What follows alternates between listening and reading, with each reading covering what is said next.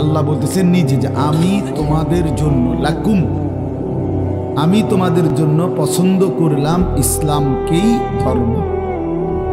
কতটা মহব্বত করে বলল আল্লাহ। বলেন বান্দায়, ইসলাম আমি তোমাদের জন্য পছন্দ করে দিয়েছি, আমি তোমাদের জন্য বাছাই করে দিয়েছি। ইন্নাদ-দীনা ইনদাল্লাহিল ইসলাম। আল্লাহ তাআলা বলেন নিশ্চয়ই আল্লাহর কাছে দিন কেবল একটাই, সেটা ইসলাম।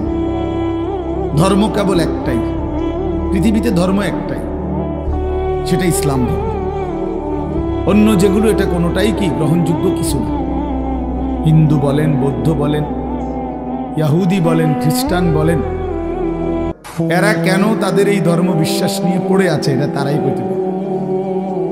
তাদের কোনোটারই কোনো গ্রহণযোগ্যতা আল্লাহর কাছে নাই, কোনোটারই কোনো মেয়াদ নাই। সবগুলো মেয়াদ উত্তীর্ণ, সবগুলো। আসমানি ধর্ম যেগুলো, আসমানি কিতাব যেগুলো, সেগুলোরও মেয়াদ উত্তীর্ণ। ইসলামই একমাত্র ধর্ম।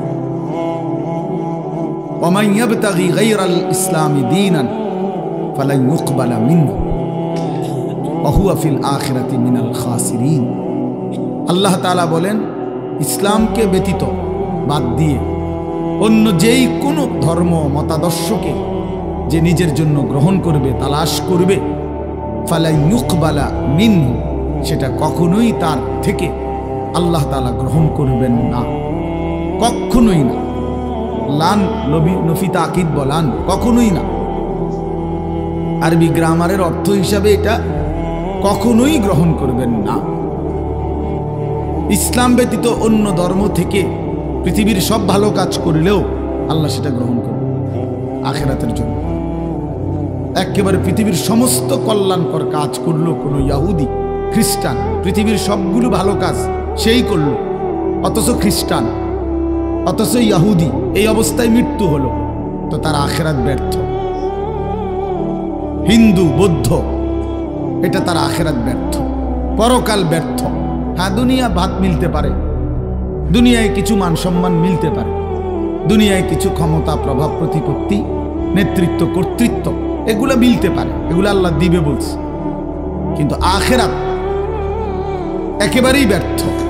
ওয়া হুয়া ফিল আখিরাতি মিনাল খাসিরিন।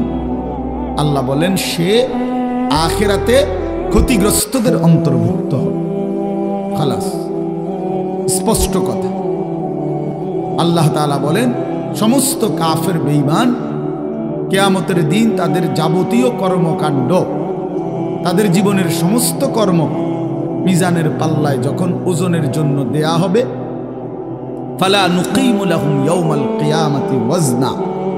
আল্লাহ বলেন সেটা কিয়ামতের দিন এক বিন্দুও ওজন হবে না, 100 গ্রামও হবে না, 200 গ্রামও ওজন আসবে না, কোনো ওজন হবে না।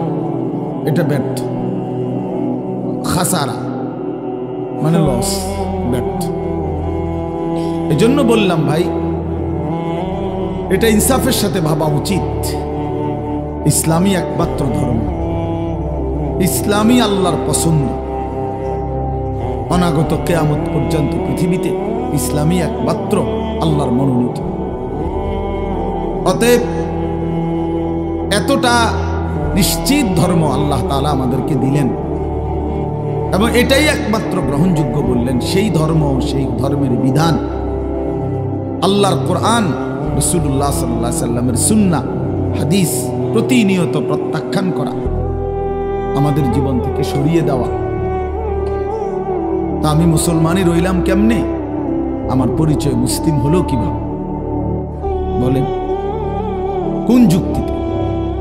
365 দিন এক বছরে যে কোনো দিন ফজরের নামাজ পড়ে নাই, তার মুসলমান পরিচয় বাকি থাকলো কিভাবে? 30 বছর ধরে যে সুদ খায় লাগাতার সবসময় এক নিয়ম, তার মুসলমান পরিচয় বাকি থাকলো কিভাবে বলেন? প্রিয় ভাই, যারা প্রতিদিন 5 ওয়াক্ত নামাজ পড়ে না, নওজোয়ান তোমরা পড়ো না, তোমাদের মুসলিম পরিচয় টিকলো কিভাবে? ইনসাফের সাথে বলো ভাইয়া। কোনোদিন যার কপালে সেজদা জোটে না, সারাদিন রাত নারী ছবি, মদ, জুয়া, জিনা, ব্যভিচার, অশ্লীল দৃশ্য, অসভ্যতা, নোংরামি, এই যাদের জীবন, তে এই জীবনে মুসলিম পরিচয় টিকলো কিভাবে? এই মুসলমান হলো কিভাবে?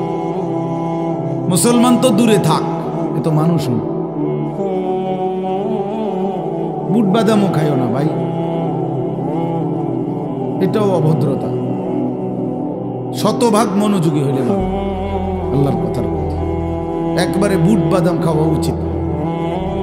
কেন উচিত? যেই কোনো প্রাইমারি স্কুলে কেউ যদি দেখে ক্লাস 1-এর বাচ্চাও পড়ার সময় টিচার যখন ক্লাস করে তখন সে বুট বাদাম খায় না,